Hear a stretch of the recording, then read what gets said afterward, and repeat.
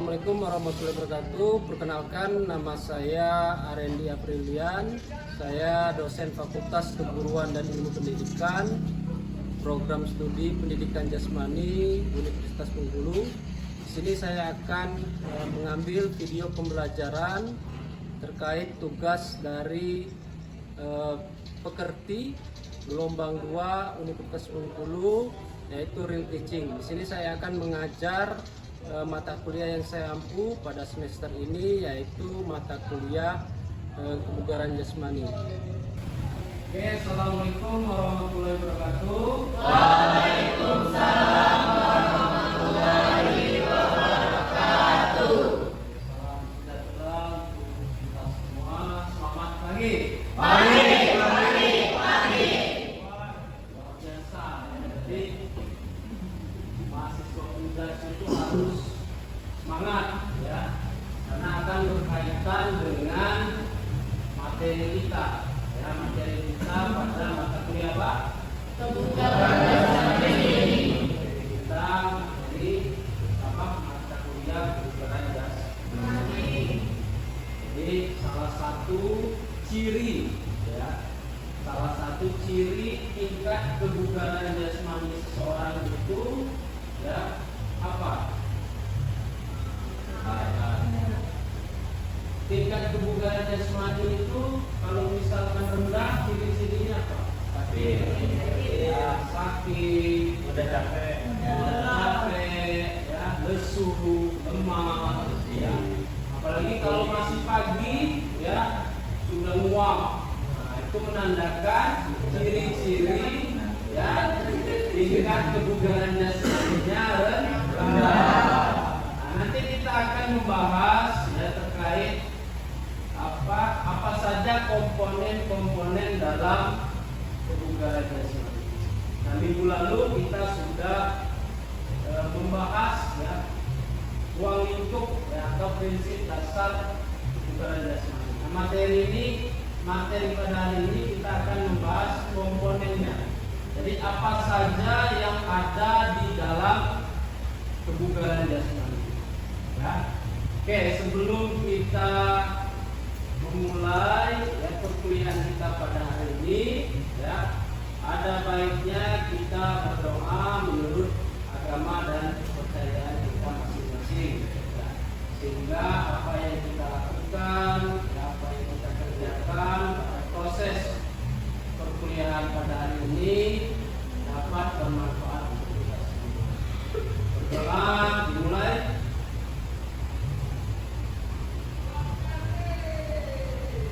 Berdoa selesai. Oke, saya absen dulu, ya. Pak presensi.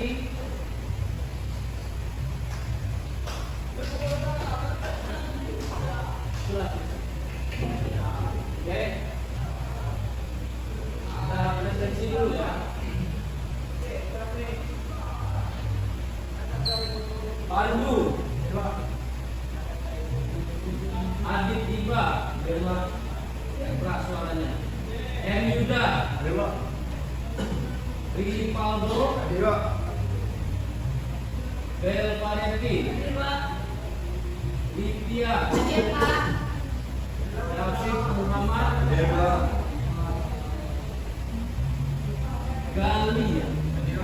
Gali Zahran. M. Alan Henry. Median. Anugrah Baik. Nia Destiana. Salsa Nabila. Aziza Arzahra. Bekri. Salwa Putri. Ayu Kusuma. M. Fahrel. Bayu Rahmadi. Fernandes Wahyudi. Ayo, Pak. Intan Gumilang. Oke, ya. Yang tidak hadir, Ekilon mana Ekilon? Lagi.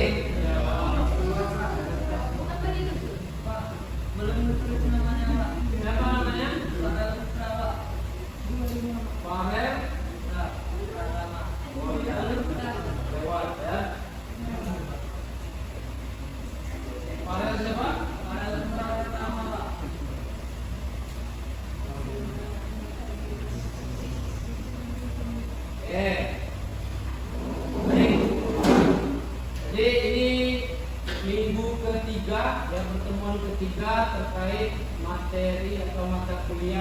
kebugaran jasmani, ya.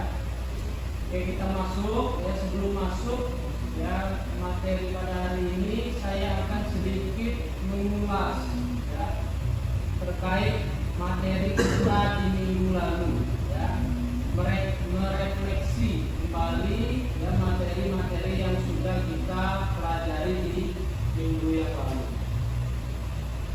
Nah, ya, minggu lalu kita sudah membahas terkait prinsip ya, atau ruang lingkup kebugaran jasmani. Sekarang saya tanya ya teman-teman, ada yang masih ingat enggak pengertian apa itu kebugaran jasmani? Ada yang tahu? Apa sih? Tahu nggak kebugaran itu apa? Kebugaran jasmani. Ada yang tahu? Oke, coba. Siapa namanya? Sebutkan nama ya. Nama Pak, nama saya. Oke. Perkenalkan nama saya Berdiri.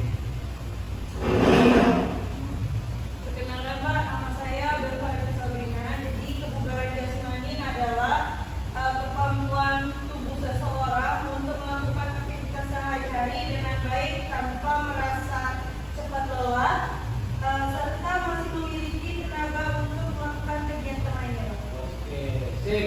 Tangan dulu. Oke, kita akan mengertinya apa?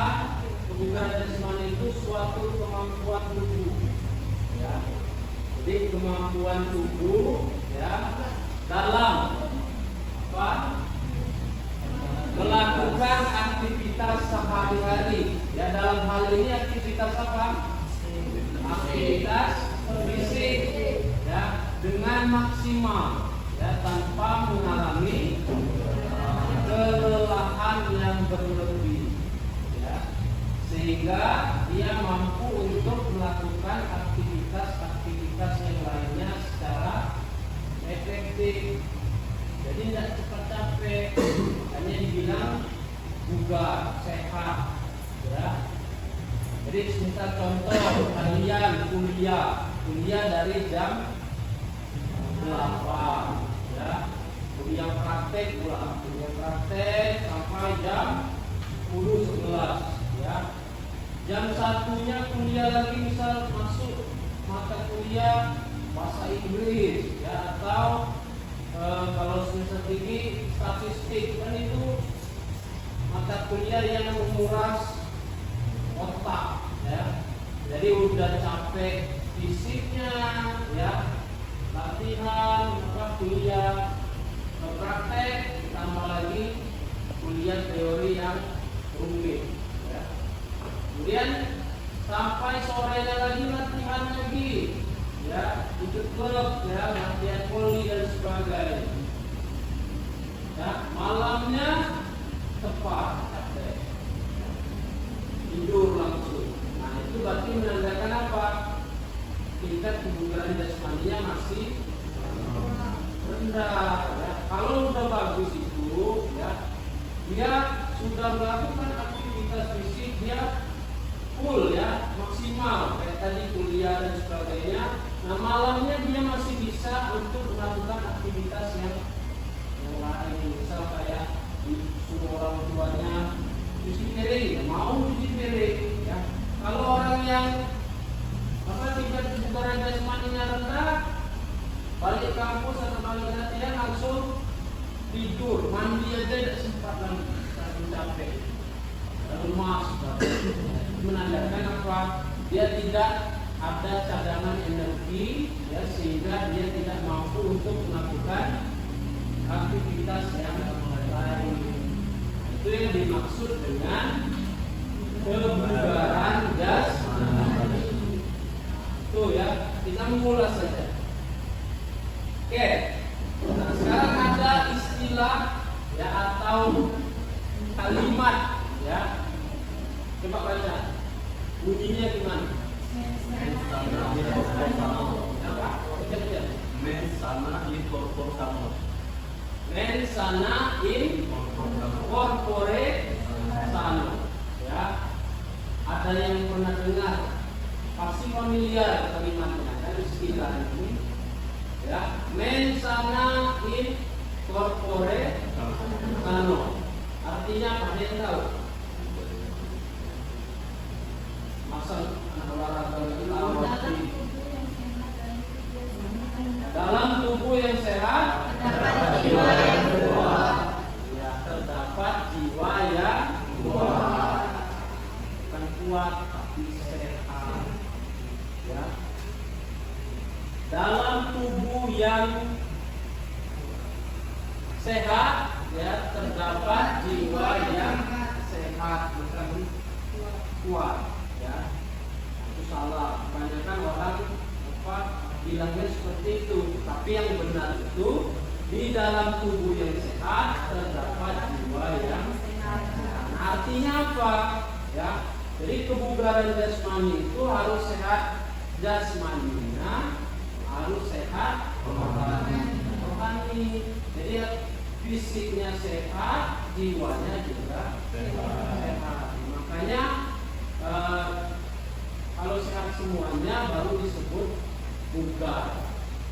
Ya, jasmaninya sehat, rohaninya juga sehat. Ya, sebagai contoh, ya, saya kasih contoh yang sederhana saja biar kalian paham. Misalkan si Fernandes, ya, sakit gigi, ya, sakit nih giginya. Pernah sakit gigi nggak? Nah, rasanya gimana kalau sakit gigi? Ya, ngentak-ngentak kan? Sakitnya luar biasa. Jadi bawaan itu emosi, ya, marah, nggak mau ngapa-ngapain, maunya tidur, ya, nahan sakit, dan sebagainya. Marah-marah terus, ya, emosi. Nah, itu juga dari sakit gigi akan berpengaruh kepada psikologisnya. Jadi tadi suka marah, ya, mau ngapa-ngapain nggak mau, ya, bad mood, maunya di kamar aja dan sebagainya. Nah, itu juga menandakan bahwasanya dari sakit gigi bisa sakit mental, psikologis, bukan sakit jiwa. Ya. Bisa gara-gara sakit gigi, sakit jiwa. Ya. Jadi terganggu, ya, psikologisnya. Nah, contoh sebaliknya, misalkan, ya, orang itu suka marah-marah, ya, emosi, tidak bisa mengontrol amarahnya, emosinya, meledak-ledak terus, ya, bawaannya ngamuk kayak, ya. Nah, itu kebanyakan biasanya, ya, rentan terserang penyakit apa kalau suka marah-marah? Hipertensi atau darah tinggi, ya, bisa juga sakit apa? Stroke, serangan jantung. Ya, stroke itu awal dari apa? Sakit stroke itu gejala awalnya apa? Darah tinggi, pecah pembuluh darah di otak. Ya, makanya orang stroke itu ada yang sebelah tangannya nggak bisa gerak, kakinya, ya, mulutnya mereng, ya. Karena apa? Karena pecah pembuluh di otak. Karena otak inilah yang menggerakkan tubuh kita, ya. Semua saraf, ya, baik mata, ya, saraf tangan, saraf kaki dan sebagainya itu tersambung ke otak. Ya, makanya kalau saya mau ngambil ini kan harus ada koordinasi dulu dari otak ke tangan, baru saya mau bisa ambil pena. Ya. Tapi kalau sudah konslet, saya mau ngambil pena, tapi tangan saya sudah tidak bisa ambil, gimana? Otaknya mau merintah, tapi tangannya nggak mampu. Ya, nah, itu akibat dari apa? Iya, darah tinggi. Psikologisnya tadi suka marah-marah, ya, bisa berakibat stroke dan sebagainya. Itu contoh dari jiwa jiwa ke jasmani. Tadi yang sakit gigi dari jasmani ke rohani. Ya, paham tak maksudnya? Jadi kalau orang sehat dikatakan bugar itu harus sehat jasmaninya, harus sehat rohani. Ya, tidak bisa hanya salah satu saja. Ya, nah contoh, ya, kalau salah satu saja, orang gila itu, tahu orang yang gangguan jiwa, ya, yang di rumah sakit jiwa itu, ya, nah dia sehat nggak badannya? Sehat dan malah lebih kuat dia badannya dibanding kamu, ya. Mungkin ada yang badannya bagus, ya, maksudnya ketat dan sebagainya. Itu jasmaninya sehat, ya. Tapi apakah rohaninya sehat? Tidak sehat. Kan enggak. Ya. Makanya tadi, ya, bunyinya mensana in di dalam jiwa yang sehat terdapat jiwa yang bukan tubuh yang sehat. Kalau tubuh yang sehat orang bilang tubuhnya sehat, ya. Tapi apa? Jiwanya tidak. Ya, nah itu apakah bisa dikatakan orang seperti itu sehat? Tingkat kebugaran jasmaninya bagus? Tidak.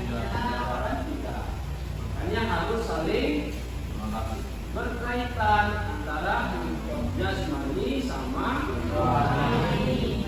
Ya. Paham ya? Nah, untuk mewujudkan kalimat mensana tadi, ya, mensana incorporation tadi, ya, kalimat apa?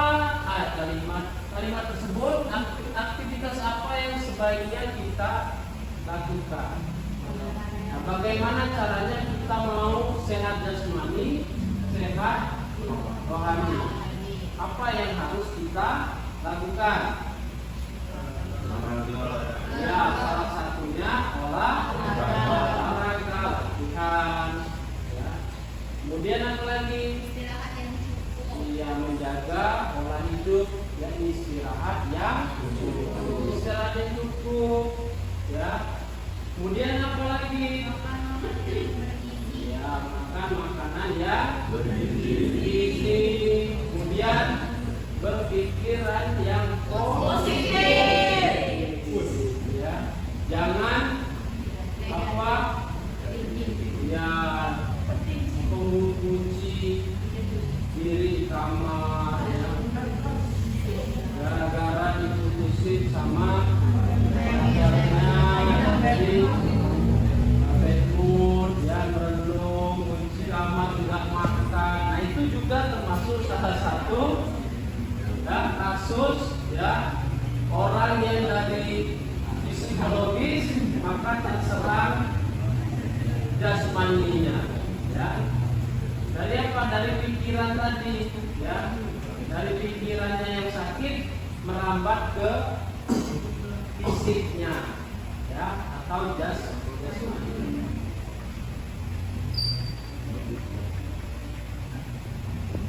Oke, ya. Nah, ini ada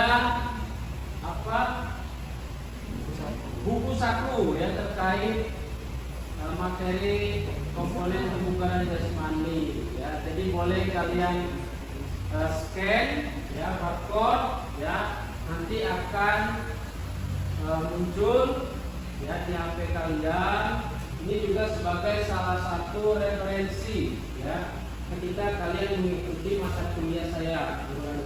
Ini saya yang buat bukunya, ya. Tidak diperjualbelikan, silakan akses secara gratis, ya, boleh untuk pegangan kalian ketika nanti mengikuti perkuliahan kebugaran jasmani. Oke, silakan di scan. Ya, nanti di sana ada membahas terkait faktor-faktor apa saja yang mempengaruhi kebugaran jasmani, ya, kemudian ada juga komponen apa saja dalam kebugaran jasmani, ya, bagaimana cara latihannya, ya. Nah, di situ ada cara mengukurnya dan sebagainya. Ini sebagai salah satu pegangan kalian dalam satu semester ini ke depan ya. Oke, lanjut ya.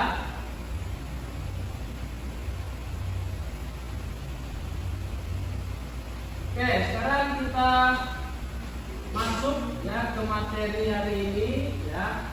Hari ini materinya terkait apa? Ini materinya komponen kebugaran jasmani. Nah, jadi komponen kebugaran jasmani itu menurut Buka ya. Jadi terbagi menjadi dua. Ya, yang pertama ada health related physical fitness atau kebugaran jasmani yang berhubungan dengan kesehatan. Kemudian yang kedua ada skill related physical fitness ya, atau kebugaran jasmani yang berhubungan dengan keterampilan ya. Keterampilan dalam hal ini yaitu keterampilan motorik fisik ya, dalam menunjang aktivitas olahraga ya. Oke, nah di sini ada capaian pembelajaran. Nah, capaian pembelajaran ini kalau kita di sini apa? Tentunya kalau kita membahas tentang capaian berarti ada tujuan ya, tujuan yang ingin kita dapatkan. Nah, tujuannya apa? Nah, diharapkan kalian itu nanti ya mampu menganalisis komponen-komponen kebugaran jasmani ya berdasarkan kajian keolahragaan, ilmu keolahragaan secara sistematis dan prosedural. Jadi diharapkan kamu tuh bisa ya mampu menganalisis apa saja komponen di dalam kebugaran jasmani. Oh, di dalam kebugaran jasmani itu ada ini untuk apa? Mendukung. Jadi kalian bisa menganalisisnya, ya, memahaminya ya, dengan baik. Nah, itu terkait capaian pembelajaran ya. Oke, sekarang saya ada kasus ya. Di sini ada cerita ya. Budi mahasiswa penjas ya sering merasa lelah saat praktik olahraga dan hasil tes kebugarannya rendah ya. Dia jarang berolahraga, sering begadang ya, bermain game, kurang tidur dan pola makanannya tidak sehat. Nah, ini kenapa saya cepat lelah ya? Disuruh dosennya untuk tes kebugaran jasmani ya, atau dia melakukan aktivitas fisik ya, dia cepat lelah, capek ya. Kita perlu meningkatkan kebugaran jasmani secara menyeluruh. Nah, itu hasil tesnya ya. Daya tahannya rendah ya. Kemudian kekuatan ototnya rendah, kelentukannya rendah, kelincahannya rendah, keseimbangannya juga rendah. Jadi rendah semua hasil tes kebugarannya. Ya, kalau kebugaran itu mau mengukur tingkat kebugarannya itu pakai tes apa? Pakai tes apa? Blood test. Blood test itu untuk apa? Mengukur daya tahan kardio respirasi ya. Itu. Kalau untuk mengukur keseluruhan itu biasanya pakai tes apa? TKJI tes kesegaran jasmani Indonesia. Jadi ada tesnya ya. Jadi untuk mengukur bahwasanya si A ini kebugarannya rendah itu dilakukan tes dulu di dalam tes itu ada norma-normanya, ya, yang bisa dikatakan rendah apabila mencapai nilai berapa. Nah, apabila dia tinggi mencapai nilai berapa. Nah, berdasarkan kasus ini, ya, coba kalian analisis yang menurut kalian, ya, itu kan ada hasil tesnya tuh, ya, ada daya tahan, kekuatan otot, kelenturan, kelincahan, keseimbangan. Nah, untuk meningkatkan itu, latihan apa yang perlu dilakukan? Misal contoh daya tahan kardiorespirasi. Ya, ada yang tahu, ya, bentuk latihan untuk meningkatkan kardiorespirasi itu seperti apa?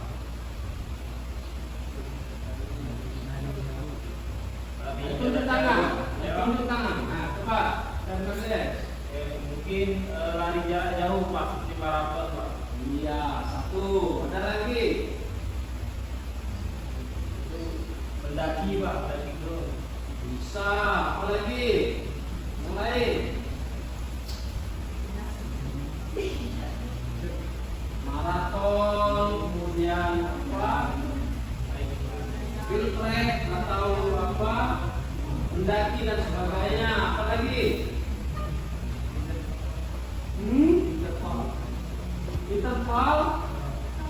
Interval itu tesnya, ya. Latihannya kita mau apa? Meningkatkan daya tahan dan paru itu latihannya seperti apa? Dua tadi. Ada lagi yang bisa? Bersepeda, Pak. Bersepeda. Boleh bersepeda. Apa lagi? Berenang, ya. Itu, ya. Jadi olahraga yang apa kuncinya? Nah, kalau untuk meningkatkan daya tahan jantung dan paru itu olahraga yang seperti apa betul?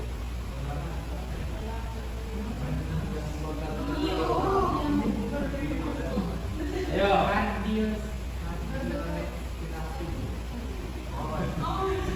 Iya, ya. Jadi olahraga yang aerobik. Ya. Jadi olahraga itu terbagi menjadi dua. Ada aerobik dan anaerobik. Ya. Kalau aerobik itu, ya, olahraga yang menekankan pada fungsi kerja jantung dan paru. Tadi contoh renang. Ya.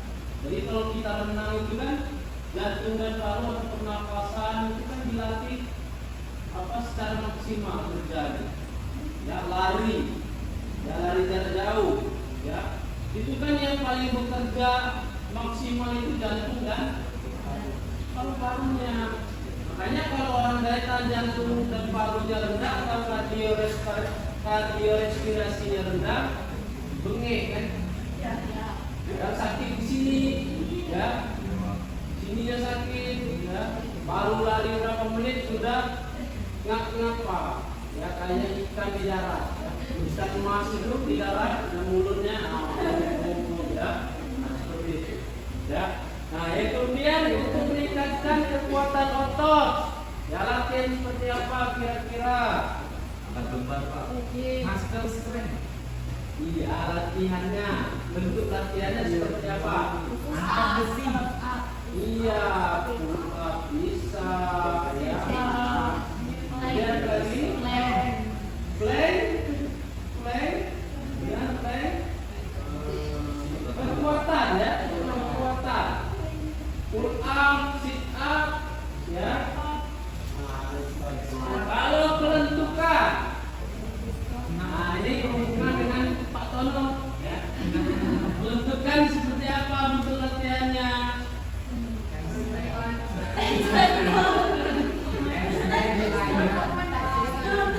Ya, stretching, ya, bisa, ya.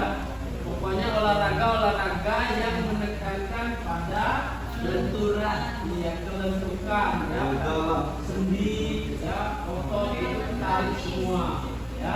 Kemudian ada lagi kelincahan seperti apa? Zigzag. Ya, Kemudian ada keseimbangan. Ya, keseimbangan latihannya kan ada tuh. Apa aja bentuk gerakannya? Pesawat, posisi pesawat terbang, ya, berdiri satu kaki, banyak ya. Nah, jadi kalian sudah bisa ya menganalisis bentuk latihannya seperti ini, ya. Oke, itu terkait analisis kasus ya pada komponen kebugaran jasmani yang dicontohkan di sini Budi yang mahasiswa penjas. Oke, tadi sudah saya singgung komponen kebugaran jasmani tadi terbagi menjadi dua macam. Yang pertama tadi apa? Bukan, yang di awal tadi kebugaran jasmani terbagi menjadi dua. Yang pertama, iya,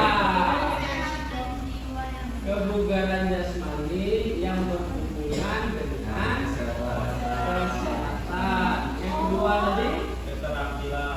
iya, kebugaran jasmani yang berhubungan dengan keterampilan. Jadi ada dua. Nah, sekarang kita bahas terkait komponen ya kebugaran jasmani yang berhubungan dengan kesehatan ya, atau apa ini? Yang berhubungan dengan kesehatan ya. Nah, apa itu komponen kebugaran jasmani yang berhubungan dengan kesehatan? Yaitu unsur-unsur kondisi fisik yang mendukung ya. Tentunya kalau kita menyebutkan kesehatan, tentunya mendukung ke kesehatan tubuh ya, mengurangi resiko penyakit dan meningkatkan kualitas hidup. Nah, yang ada 5 macam komponen yang mendukung ya di dalam kebugaran jasmani yang berhubungan dengan kesehatan. Yang pertama ada daya tahan atau kardiorespirasi. Yang kedua daya tahan otot atau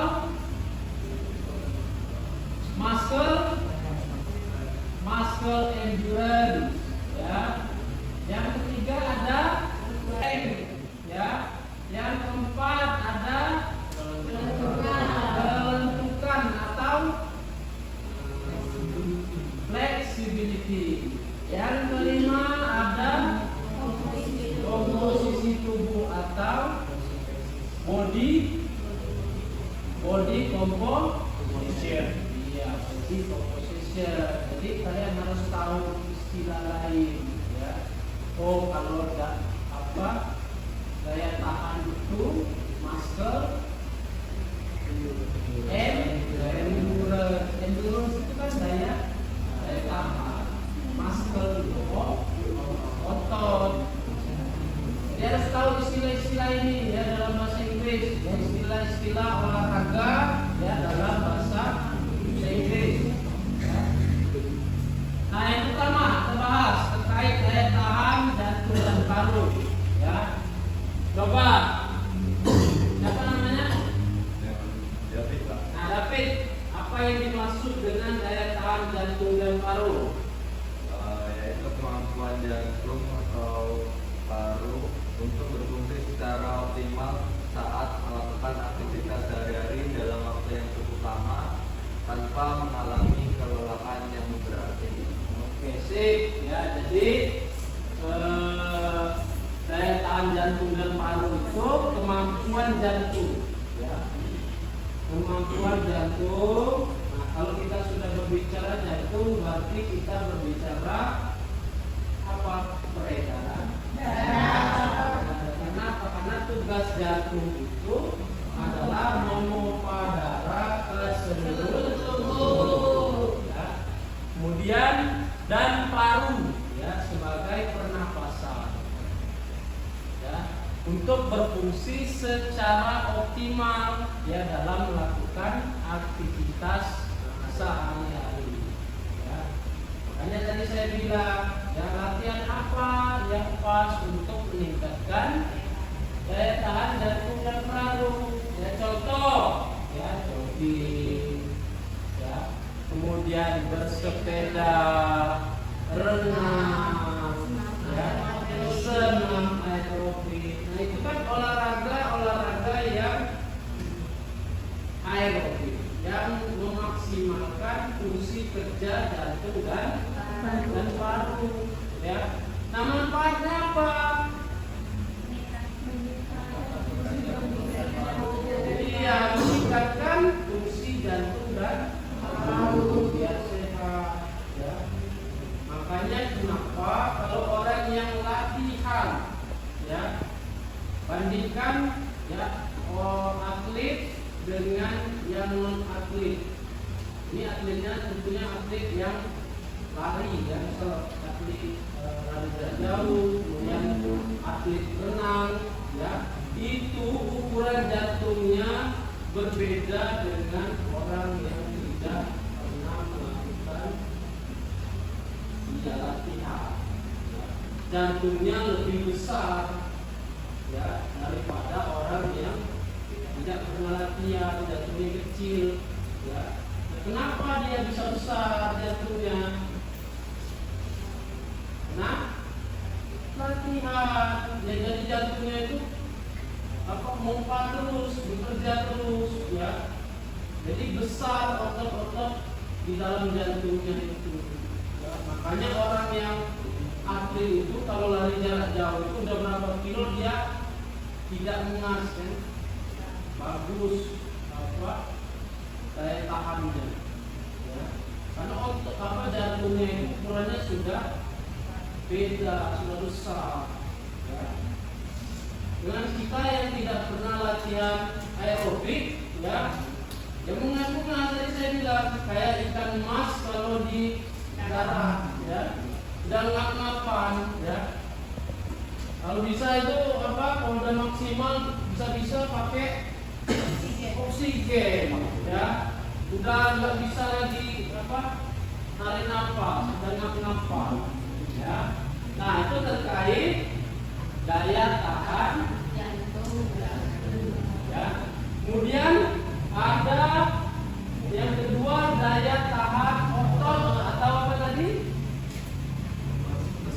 Iya, muscle endurance, ya. Coba lagi, ya. Apa yang dimaksud dengan daya tahan otot? Baca. Daya tahan otot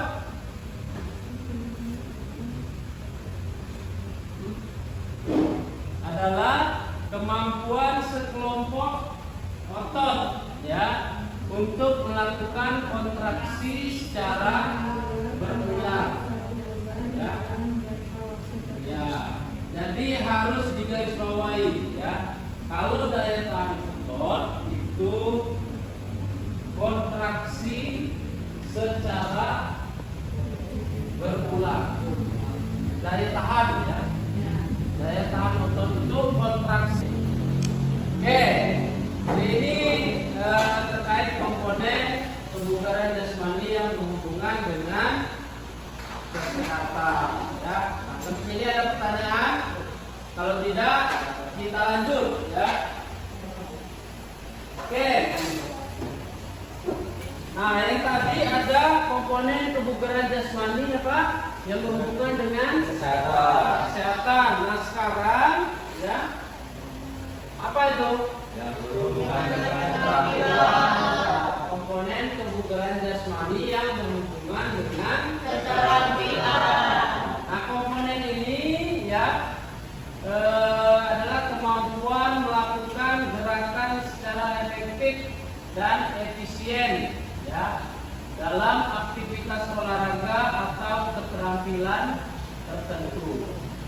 Nah, komponen ini penting untuk meningkatkan performa, ya, baik untuk kecepatan, ya, kualitas gerak dalam berbagai cabang olahraga. Jadi sebagai pendukung, ya, dalam berolahraga. Nah, di situ ada 7, ya, 7 komponen kebugaran jasmani yang berhubungan dengan keterampilan. Ya. Yang pertama ada kecepatan atau speed. Ya. Nah, ada yang tahu apa perbedaan kecepatan dengan kelincahan?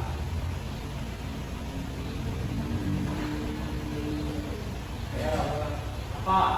Kalau kecepatan itu Pak, kemampuan tubuh untuk bergerak dari satu tempat ke tempat yang lain dalam waktu yang singkat-singkatnya.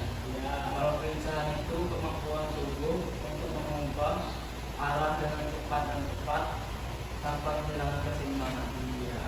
Ya, jadi sering itu disampaikan oleh dosen. Benar sekali tadi disampaikan oleh Adit, ya.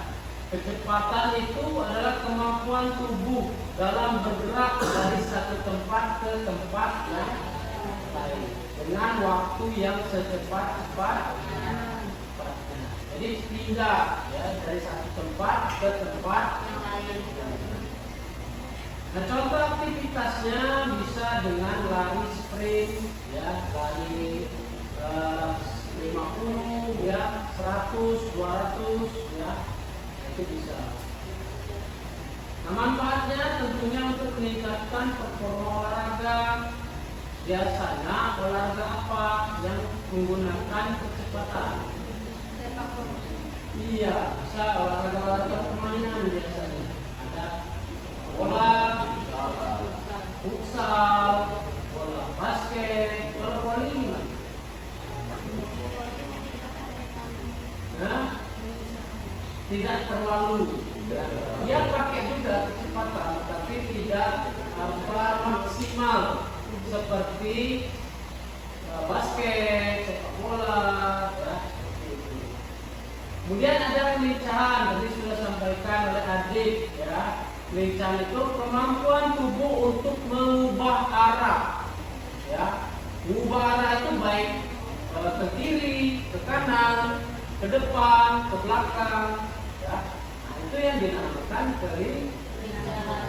Nah, biasanya olahraga apa yang membutuhkan kelincahan? Apa?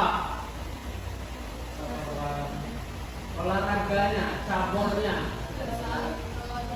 Iya, badminton, ya, football, ya, kakinya, apa lagi? Tenis meja, apa lagi? Tenis lapangan, apa lagi? Bola basket, ya, banyak sekali olahraga yang memerlukan unsur kelincahan, terutama olahraga permainan, ya. Olahraga permainan itu sangat butuh unsur kelincahan. Nah, latihannya bisa pakai shuttle ban, zigzag ban, ya, dan sebagainya. Kemudian ada balance, ya, atau keseimbangan. Nah, coba baca. Balance itu Pak, kemampuan tubuh untuk mempertahankan posisi pada titik tertentu. Bisa juga, ya. Ya. Jadi semakin kecil titik, semakin kuat, semakin susah. Ya. Di sini ada yang nggak bisa jongkok. Siapa?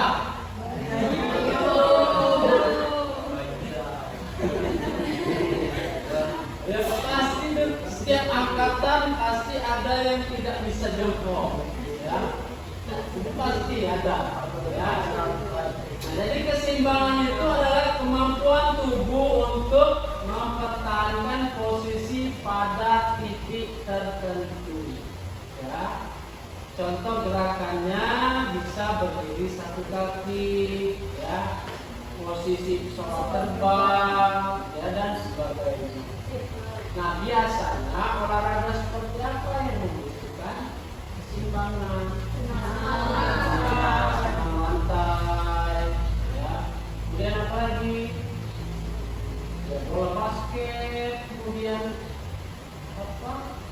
Bulu tangkis, ya, itu kan butuh keseimbangan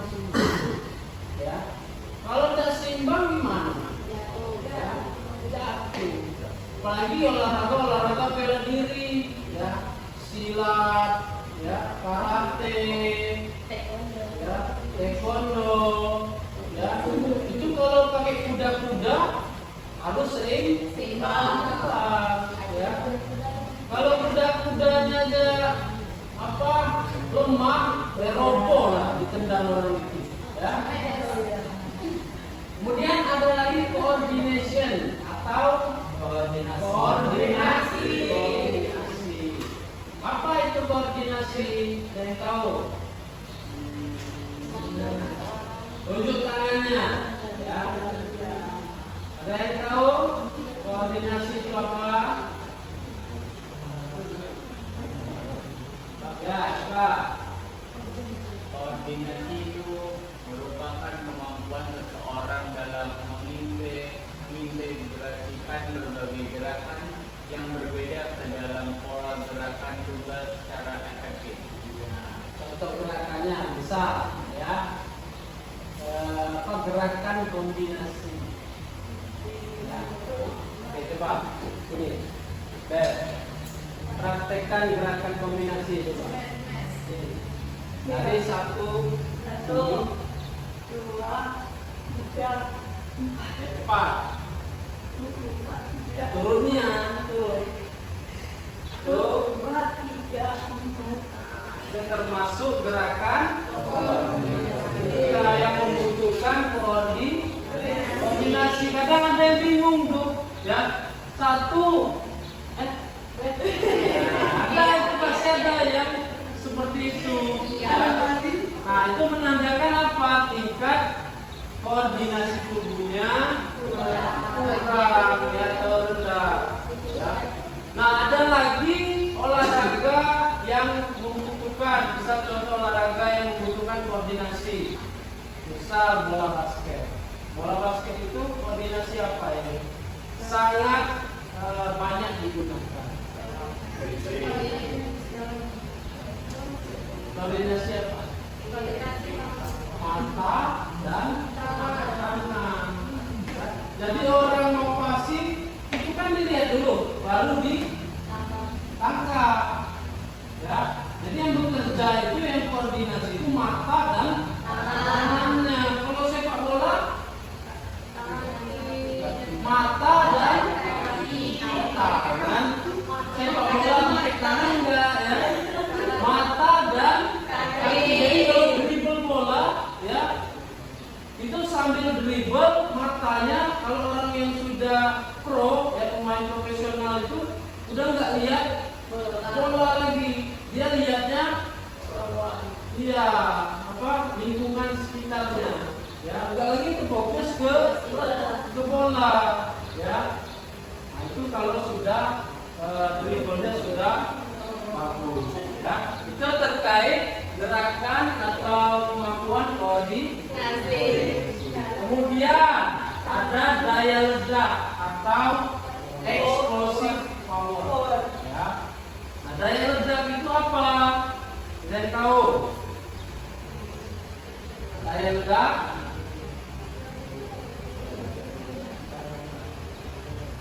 coba, ya, keras suaranya.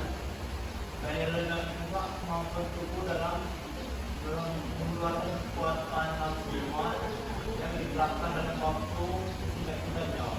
Iya, ya. Jadi daya ledak itu adalah kemampuan tubuh dalam mempergunakan kekuatan secara maksimal.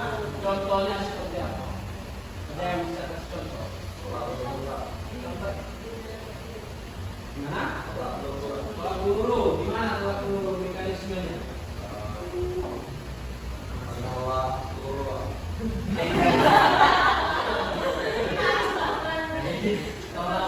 ya, pelurunya ditolak. Jadi yang explosive powernya itu bagian mana? Ya, ketika dia melakukan awalan menolak itu kan membutuhkan kekuatan yang luar biasa, kekuatan yang sangat besar, yang eksplosif, ya. Sehingga dia bisa menolak peluru yang berat itu, ya. Coba kamu kalau peluru itu dilempar bisa kayak kamu melempar batu mangga, bisa nggak peluru seberat itu kamu lempar? Apa kamu ya?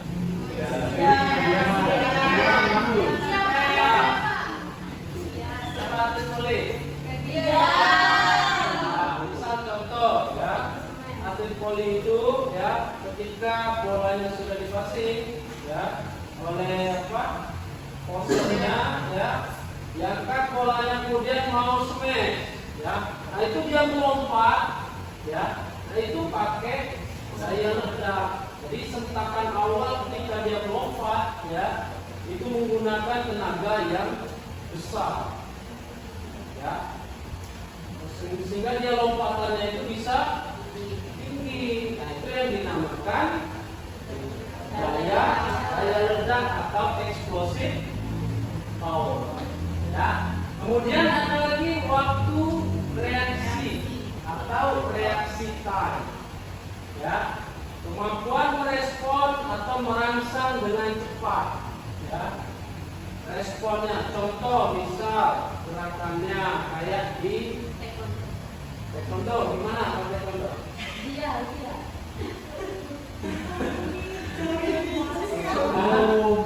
Misal contoh ya, dalam olahraga atletik ya, lari, ketika dia mendengar suara tembakan ya, dor ya, jadi langsung apa reaksinya? Langsung lari. Yang disadari ya, waktu reaksi ini melakukan gerakan yang disadari. Jadi dia sadar ketika bola dengan letusan itu ya, kemudian tubuhnya langsung merespon. Beda dengan refleks. Kalau refleks, kamu tersentuh knalpot, nah itu tanpa kamu sadari, otomatis ya. Jadi panas itu belum sempat ke otak, tapi kamu sudah sudah bergerak tangannya. Jadi otak itu belum sempat merintah kamu, ya, tiba-tiba langsung. Nah itu namanya refleks, ya. Tapi kalau reaksi, ya, otak kita itu sudah siap, sudah ngasih instruksi 3, 2, 1. Berarti kan sudah siap nih. 3, 2, 1, siap-siap lari kan? Kalau kita sudah rasa ini bentar lagi ya. Jadi kita itu sudah merespon. Ya. Nah itu perbedaan ya waktu reaksi dengan refleks. Ya gerakan refleks itu belum diterima oleh otak tapi sudah gerak. Ya. Nah yang terakhir itu ada ketepatan atau akurasi ya, yaitu kemampuan mengarahkan gerakan secara tepat ya terhadap sasaran. Ya, contoh olahraganya apa yang pakai akurasi?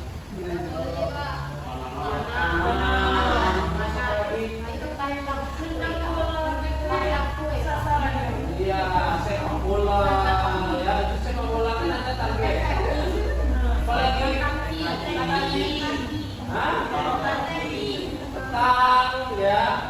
Kemudian apa lagi? Bulu tangkis itu kan kalau nggak akurasi kena memukul shuttlecock itu ya. Nah, itu kegunaan dari akurasi. Nah jadi komponen-komponen inilah yang menunjang keterampilan dalam olahraga.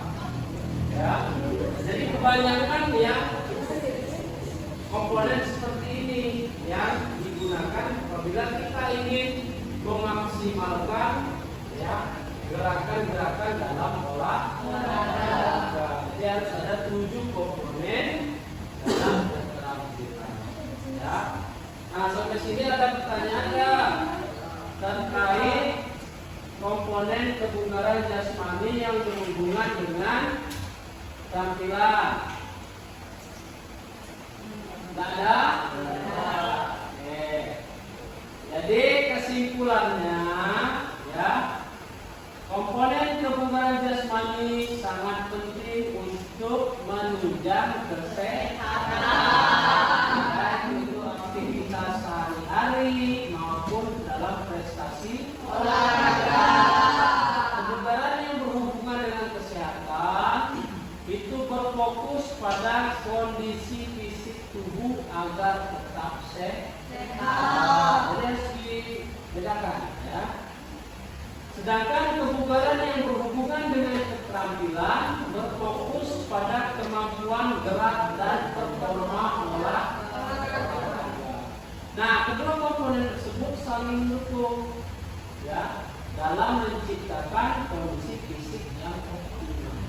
Nah, sekarang saya tanya, ya, apakah seorang atlet sepak bola itu tidak memerlukan kekuatan daya tahan jantung dan paru?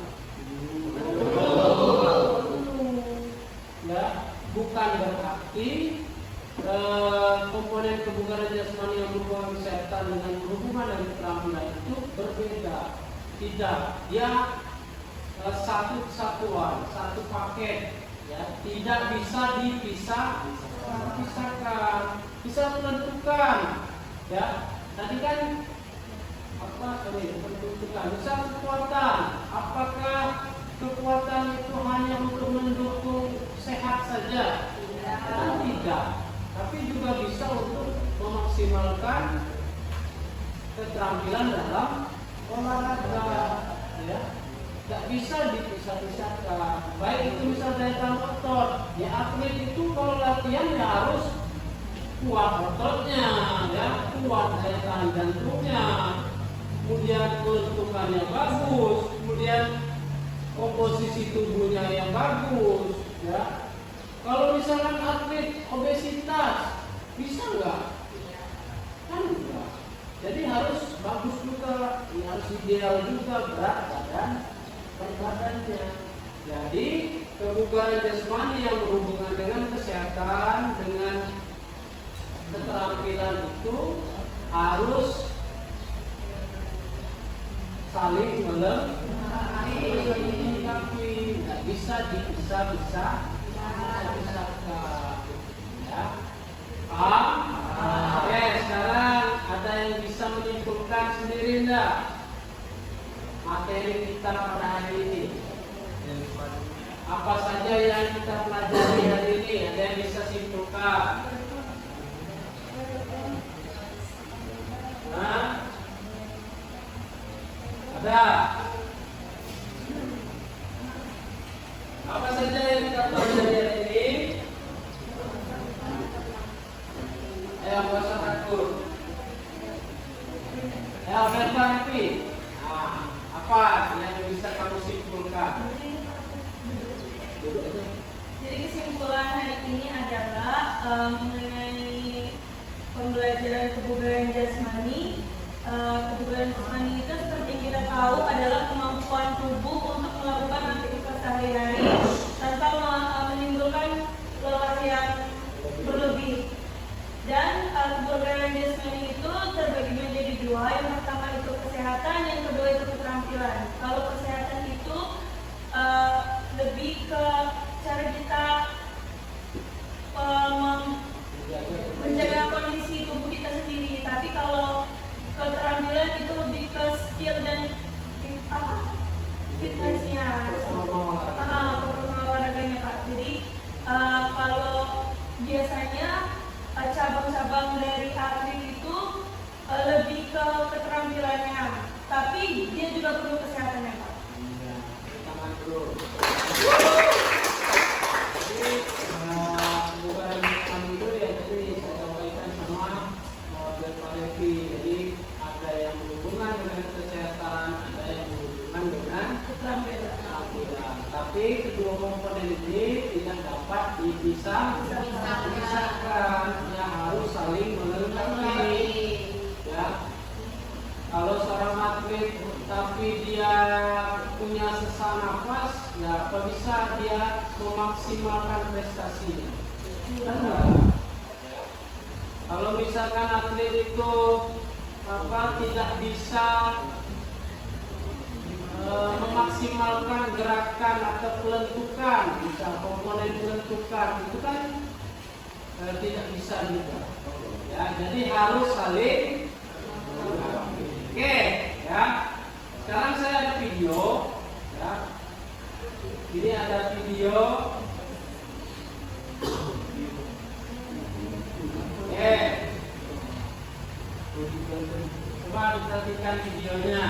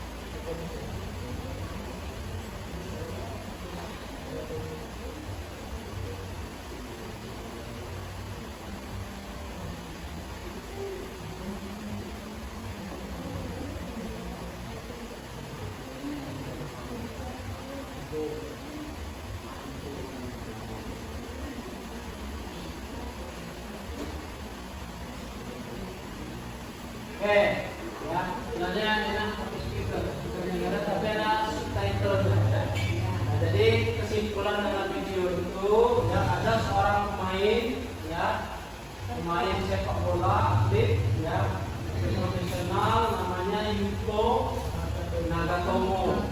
Ya, dia itu berposisi sebagai bek kanan, ya baik itu di timnas Jepang, ya ataupun ketika dia bermain di klub Inter Milan, ya. Nah, jadi Yuto Nagatomo ini pemain yang berusia 39 tahun, ya.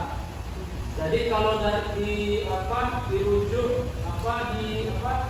kalau maksimal seorang atlet itu, ya usia golden age-nya itu, ya kisaran 27, ya 25 sampai 29 tahun.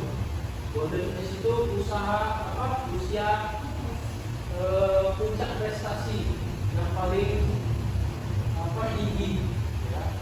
Nah, sekarang dia sudah berusia 39, sudah mau masuk kepala 4, ya, mau 40. Tetapi dia masih dipercaya sebagai, ya, pemain, ya, timnas Jepang untuk mengikuti Piala Dunia tahun ini, ya, di Meksiko dan Amerika Serikat. Ya.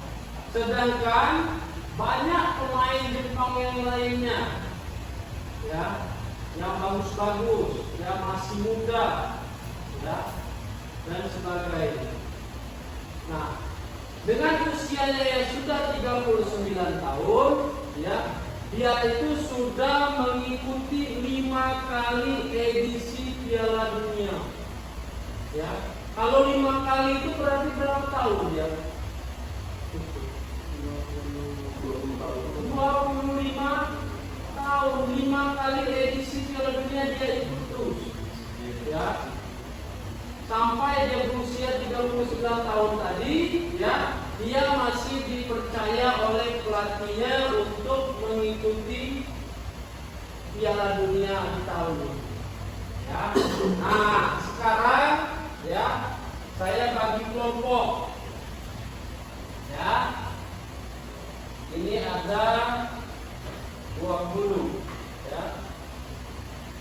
Oke, kita buat 2 kelompok saja, ya. Pandu, Adit, M. Yuda, Rivaldo, Belparetti, Lydia, David, Gali, M. Alan, Fedian Kipal. Nah, itu kelompok 1. Ya. Sisanya kelompok 2. Oke, sekarang kelompok 1 di sini, kelompok 2 di sini. Nah, coba silakan ya.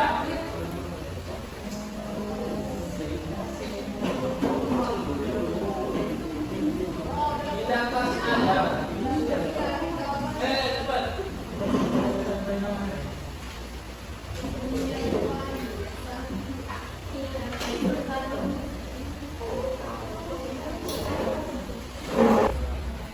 Mana kelompoknya? Satu. Oke, sekarang kalian ya, tuliskan di sini ya, kelompok 1 ini kelompok 2 ya. Nah, dari video tadi ya sudah kalian perhatikan ya, saya simpulkan, kalian analisis ya. Pertanyaannya ya. Ya. Pertanyaan pertama, jelaskan hubungan ya antara komponen kebugaran jasmani terhadap performa pemain tersebut. Ya. Kalian analisis ya video tadi, kemudian kalian hubungkan dengan materi kita pada hari ini ya, terkait komponen kebugaran. Kemudian menurut kelompok Anda, faktor apa yang menyebabkan seorang atlet mampu mempertahankan kebugaran jasmaninya dalam waktu yang panjang? Ya. Pertanyaan 2. Pertanyaan 3.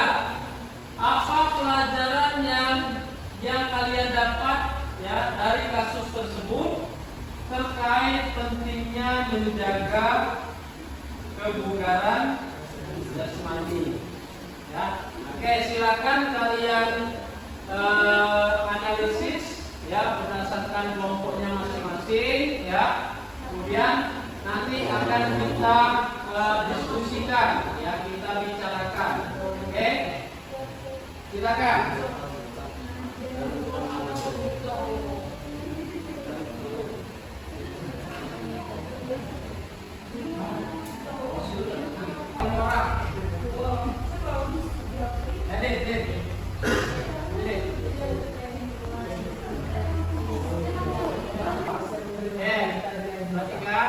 Jadi nanti dijelaskan dulu nama kelompoknya, kelompok berapa, nanti kenalkan dulu temannya, ya. Nanti jelaskan untuk sesi tanya jawab 2, ya. Jadi silakan kalau yang mau tanya, ya nanti kalau mekanismenya ada yang mau bertanya, ya perkenalkan dulu namanya, ya, kemudian NPM-nya. Jadi biasakan kalau diskusi itu terstruktur, ya, pakai pembukaan dulu, ya, nanti juga penutupan juga seperti itu, ya, yang memaparkan, ya, penutupannya. Nah, yang moderator siapa ini? Ya. Nah, moderator nggak usah jawab, yang jawab nanti. Oke, bisa ya? Siapa yang nanya? Nanti nilainya Bapak buat A untuk apa pembinaan, ya. Yang maju juga A, ya. Kalau enggak maju, enggak nanya, enggak Bapak buat A, ya. Apalagi kalau laporan. Tapi kalau laporannya bagus masih tetap A. Tapi kalau laporannya biasa aja, jelek, ya. Ya, sesuai dengan laporannya, ya. Kecuali kalau dia aktif, Bapak buat A. Oke, mulai. Assalamualaikum warahmatullahi wabarakatuh. Waalaikumsalam.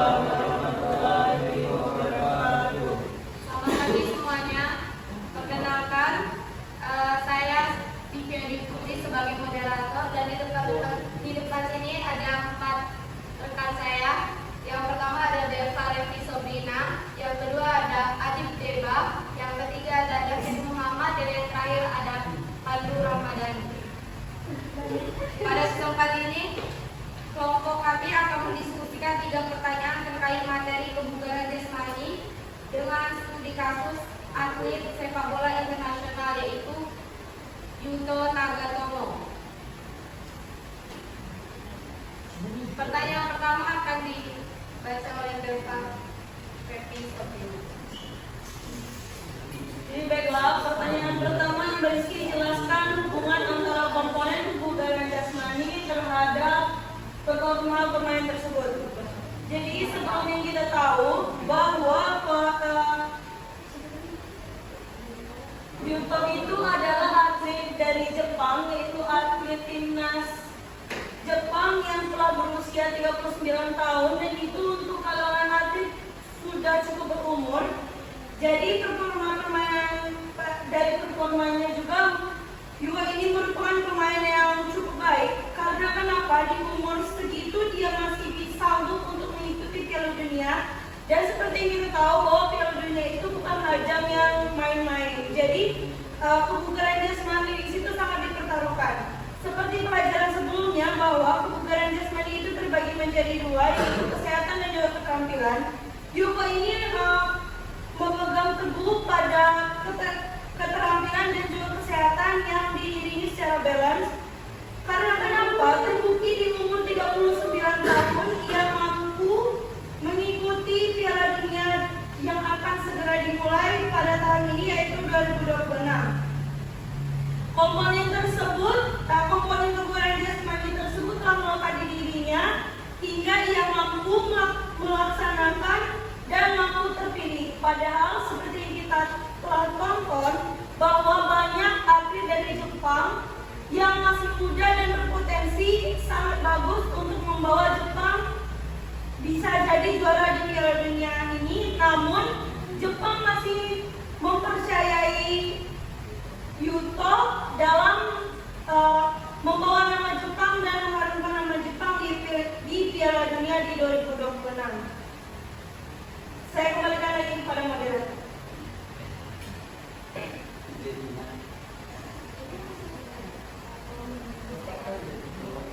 Selanjutnya, pertanyaan yang kedua akan dibahas oleh Aditya.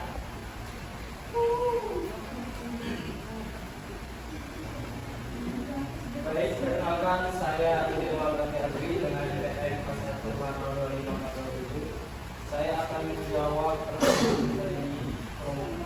dari nomor 2. Faktor yang menyebabkan seorang atlet mampu menyebabkan kebugaran jasmaninya yang mempertahankan kebugaran jasmaninya dalam jangka panjang.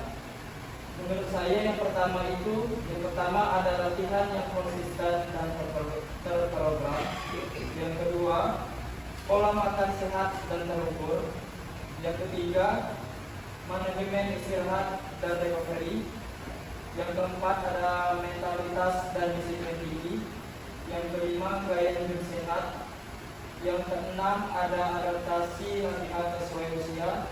Dan yang terakhir atau yang ketujuh, dukungan tim dan keluarga. Baik, saya kembalikan ke Anda. Kita memasuki diskusi yang ketiga, yaitu yang akan dibahas oleh Pandu. Yang ketiga, yaitu apa pelajaran yang dapat diambil dari kasus tersebut terkait pentingnya menjaga kebugaran jasmani. Pelajaran yang dapat diambil dari kasus tersebut adalah bahwa menjaga kebugaran jasmani sangat penting untuk kesehatan, performa, dan kualitas hidup. Ada beberapa pelajaran yang bisa diambil, yaitu yang pertama, disiplin berolahraga. Yang kedua, menjaga pola hidup sehat. Dan yang terakhir, meningkatkan daya tahan tubuh.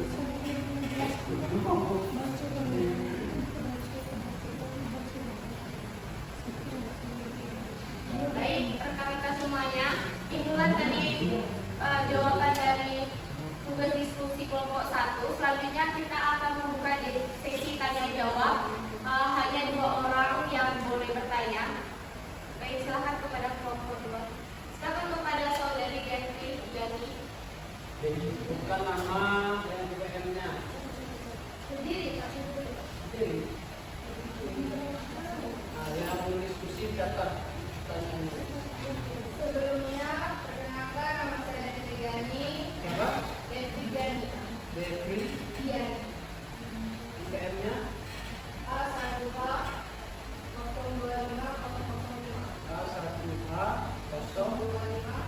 Jadi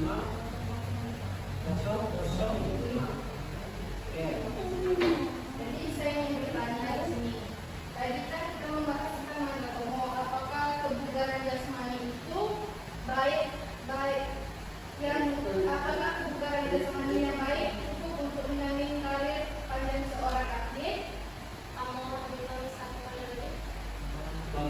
Apakah kebugaran jasmani yang baik cukup untuk menjamin karir panjang seorang atlet? Atau ada faktor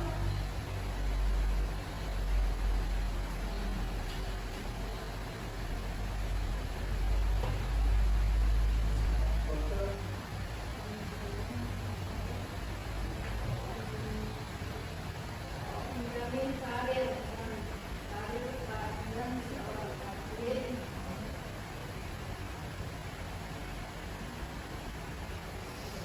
Atau ada faktor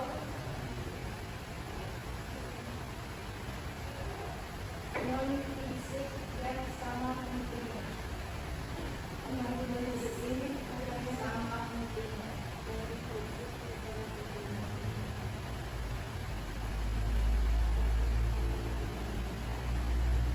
Baik, terima kasih kepada Dewi Giani. Selanjutnya dari teman-teman, apakah ada yang ingin bertanya lagi?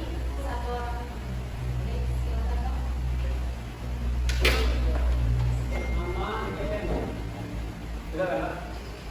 Oke, perkenalkan nama saya Fernando Sayudi dengan NPM A1H024021. Pertanyaan saya A1H024021.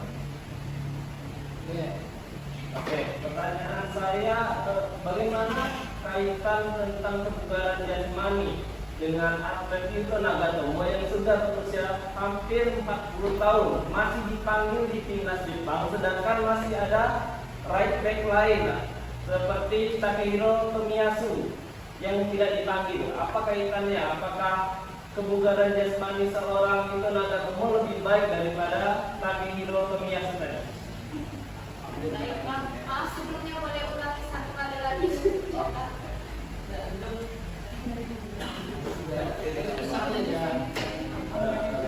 Garis besarnya aja. Apa kaitan kebugaran jasmani dalam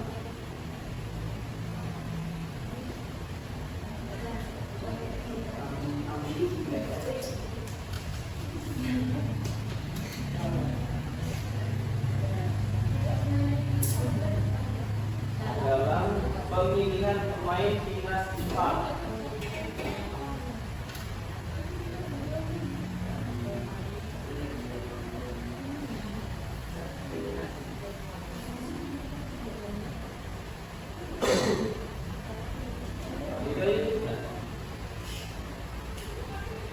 Intinya itu kenapa pemain yang umur 39 tahun lebih dipilih daripada pemain yang umurnya masih di era Golden Age gitu. Ya, terima kasih kepada Kelas 4A. Baik, terima kasih Bang. Buat rekan-rekan semuanya, berikan kami waktu 5 menit untuk berdiskusi sebentar.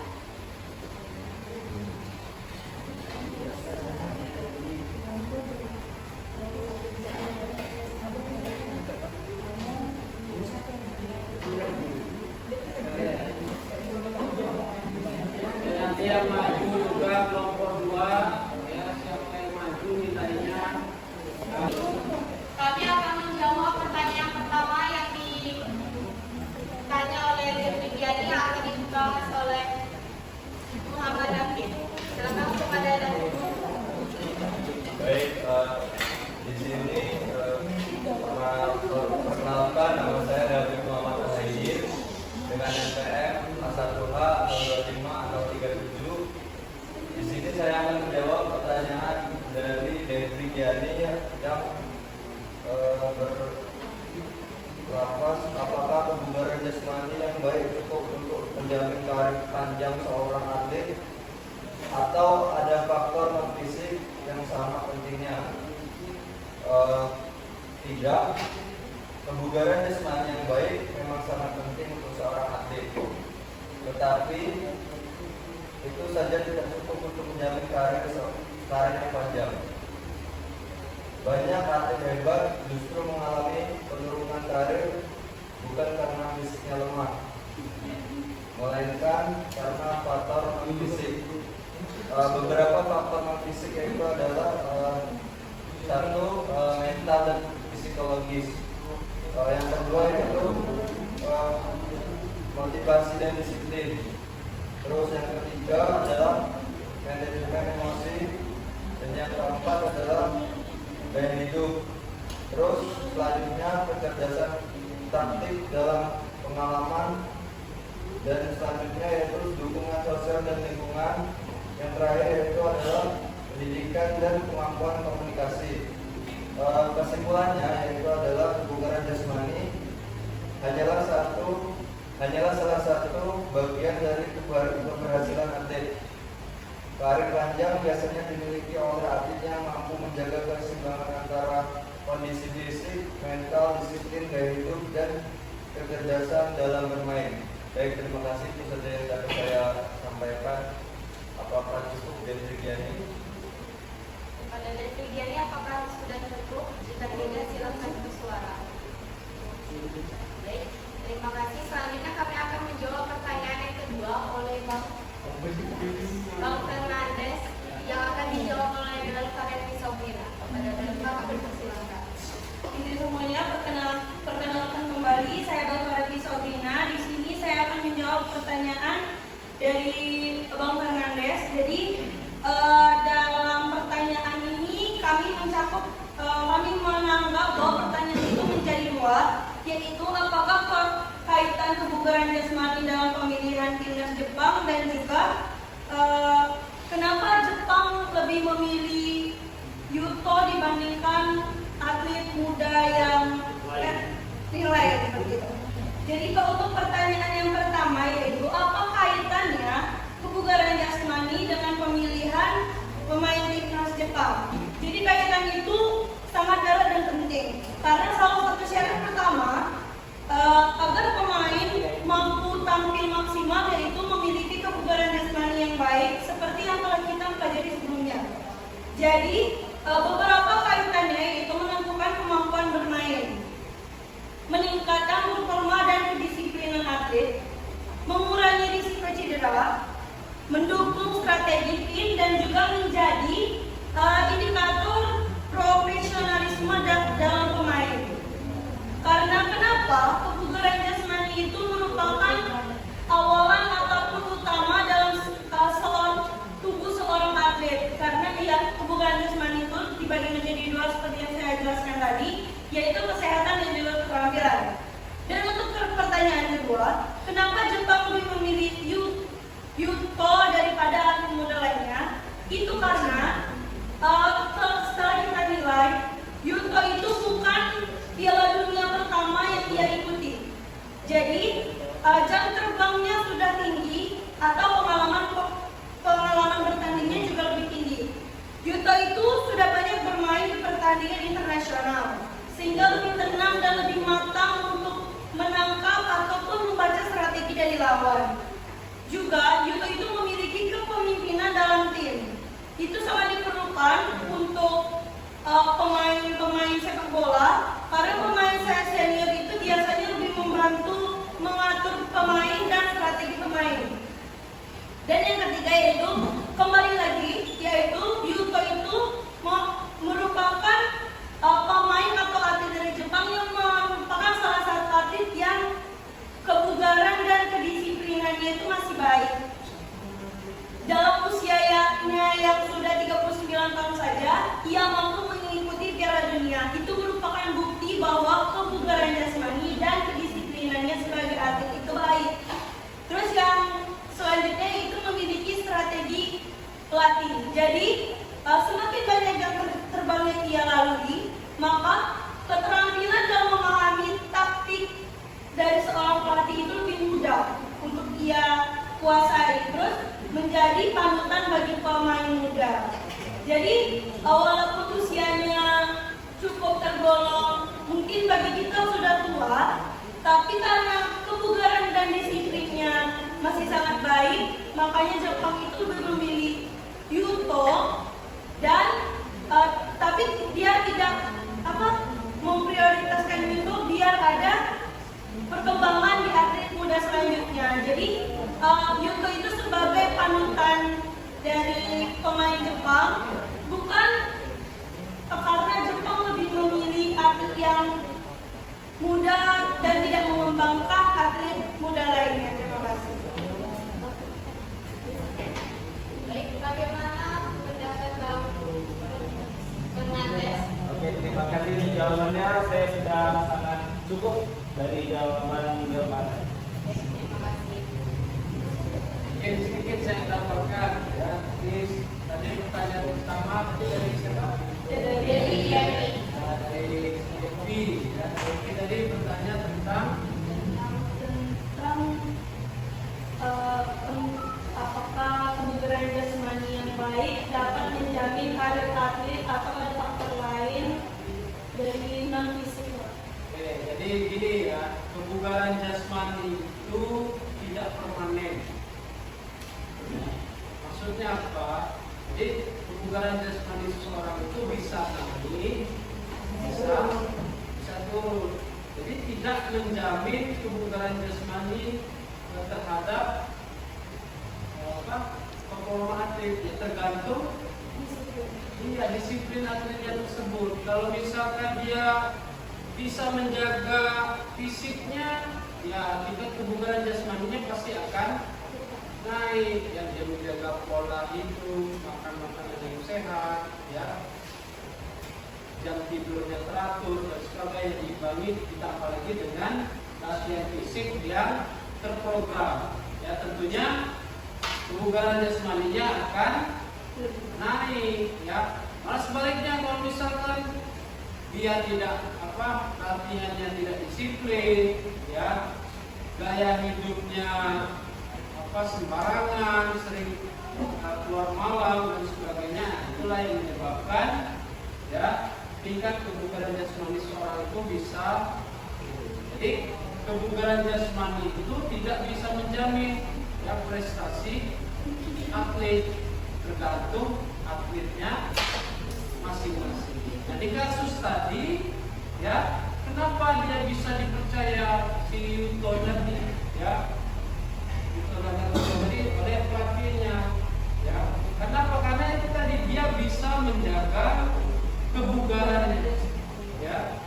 Banyak atlet yang lain ya, tadi sampai bertanya sama Fernandes, ada yang pemain yang posisi yang sama dengan Yuto Nagatomo, yaitu Tomiyasu yang mantan back dari Arsenal ya. Nah si Tomiyasu ini kan dari segi umur dia lebih muda ya dibanding Yuto. Tapi kenapa Yuto yang dipilih oleh pelatihnya? Tadi karena si Yuto ini dari segi riwayat cedera ya, dia termasuk yang bisa recovery-nya bisa lebih cepat dibanding dengan si Tomiyasu ini. Tomiyasu ini riwayat cederanya sudah sangat banyak. Jadi kalau misalkan dipanggil itu riskan nanti cedera kembali. Hanya di pelatih itu pasti akan menganalisis ya tingkat kebugaran jasmani atletnya. Ya, tidak mau dia mengambil atlet secara sembarang ya. Kenapa? Karena tujuan mereka itu pasti mau, kalau kita atlet itu pasti mau menang kan. Gak ada yang atlet cuma sekedar ikut saja, pasti ada target yang ingin dituju ya. Mungkin itu tambahan ya dari jawaban teman-teman dari kelompok 1 sudah sangat bagus ya penyampaiannya dan sebagainya. Oke, silakan ditutup. Baik, kita telah menyelesaikan seluruh pertanyaan diskusi kita pada hari ini. Sebagai kesimpulan dari kasus Yuto Nagatomo, kita belajar bahwa kebugaran jasmani yang baik membutuhkan seluruh komponen daya tahan, kekuatan, lincah hingga kelentukan yang dilatih secara konsisten dan didukung gaya hidup sehat. Seperti pepatah Latin yang relevan, mens sana in corpore sano, dalam tubuh yang sehat terdapat jiwa yang sehat. Demikian diskusi kelompok kami. Terima kasih atas perhatian dan partisipasinya. Kami akhiri. Wassalamualaikum warahmatullahi wabarakatuh.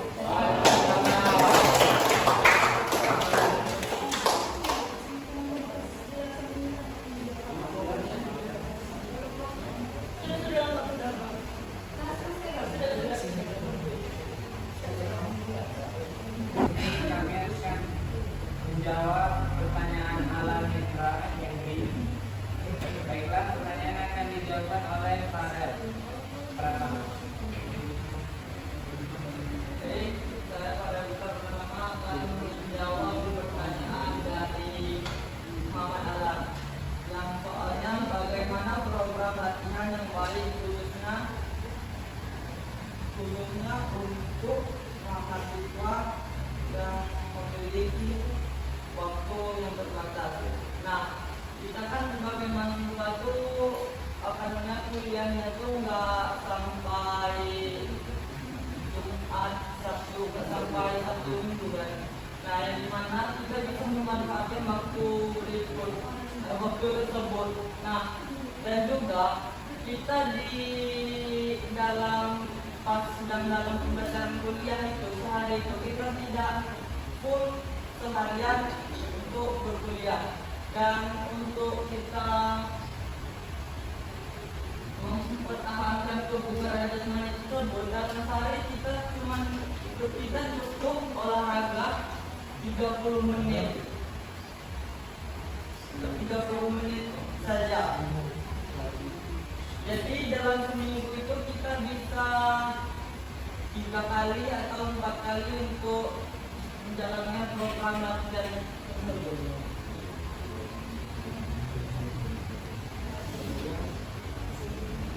Bagaimana Alan?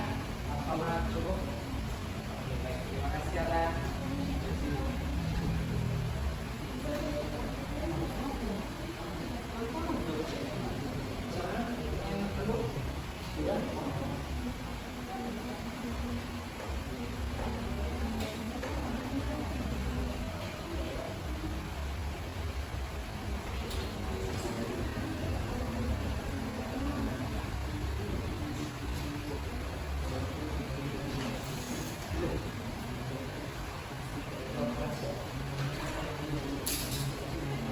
Baiklah, kami akan menjawab pertanyaan Delva yang akan dijawab oleh Betri Diana.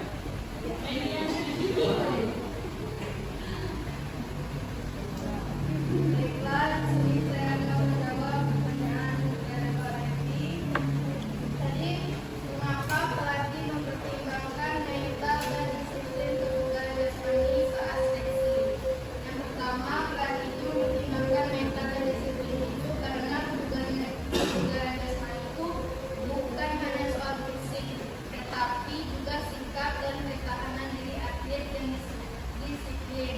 Contohnya konsisten latihan, mampu menjaga pola hidup, tidak mudah menyerah, bisa bekerja sama dalam tim. Yang kedua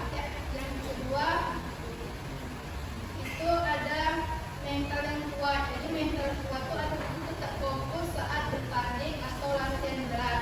Karena pelatih sering memiliki pemain yang stabil secara mental dibandingkan yang hanya mengandalkan bakat. Contohnya dapat dilihat dari Nagatomo yang masih terdiri di timnas nasional Jepang meskipun usianya lebih tua dibandingkan pemain muda.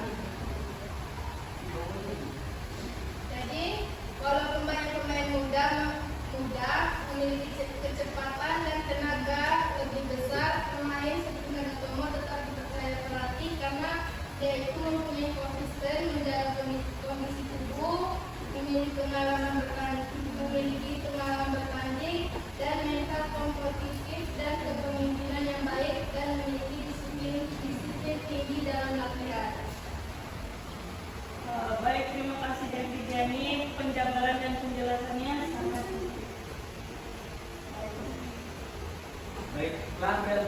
terima kasih sudah mendengarkan jawabannya dan terima kasih Mbak Ipa sama jawabannya.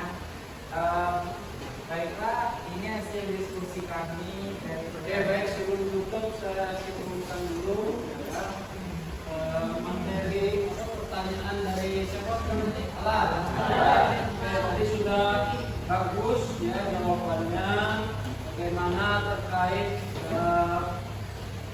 kita sebagai seorang mahasiswa untuk membagi waktu ya dalam latihan ya.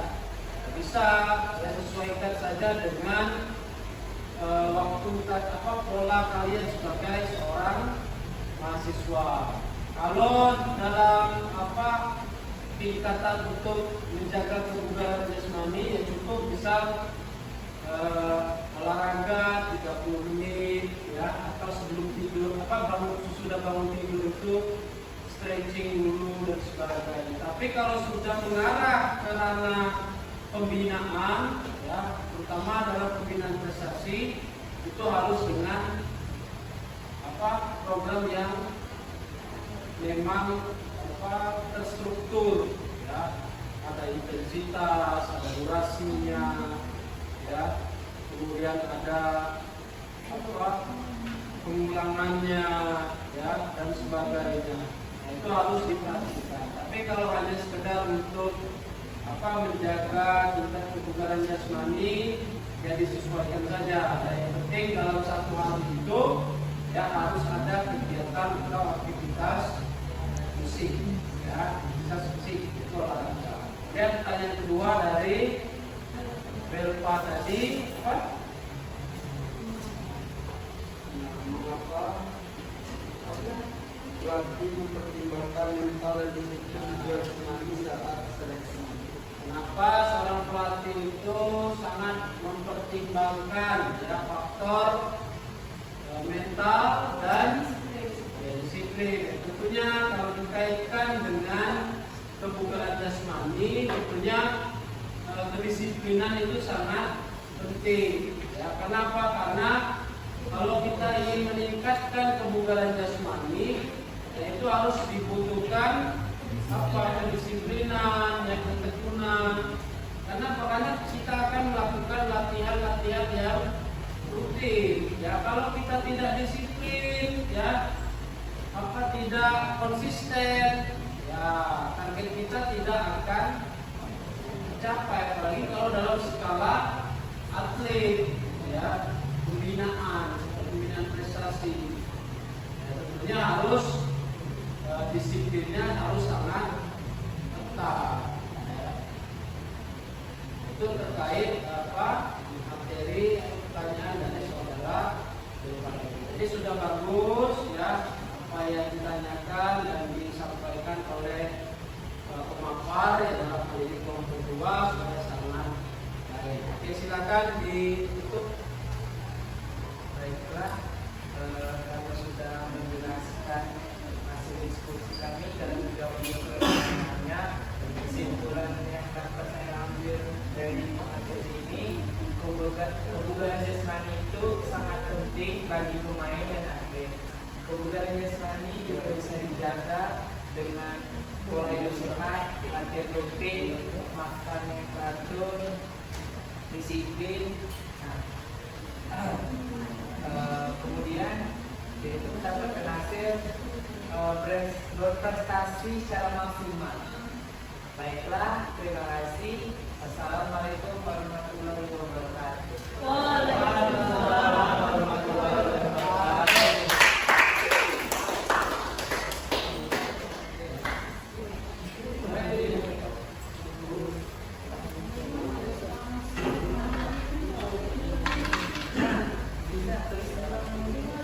Oke ya, dulu. Oke, tadi sudah kita lakukan ya baik presentasi kelompok ya pada kasus Dikton Nagatomo ya. Saya rasa garis besarnya kalian sudah memahami ya terkait apa saja komponen-komponen yang mendukung dalam kebugaran jasmani, baik itu untuk kesehatan ataupun dengan untuk keterampilan. Oke, sampai di sini ada pertanyaan? Oke, kalau tidak ada, saya rasa cukup ya terkait materi kita pada hari ini ya. Sampai berjumpa minggu depan ya dengan mata kuliah yang sama, itu mata kuliah. Semoga apa yang kita lakukan pada hari ini ya dapat bermanfaat dan untuk kita semua, terutama kalian mahasiswa, supaya menambah pengetahuan terkait mata kuliah kebugaran jasmani. Mungkin itu saja yang dapat saya sampaikan ya. Lebih dan kurang mohon maaf. Wassalamualaikum warahmatullahi wabarakatuh.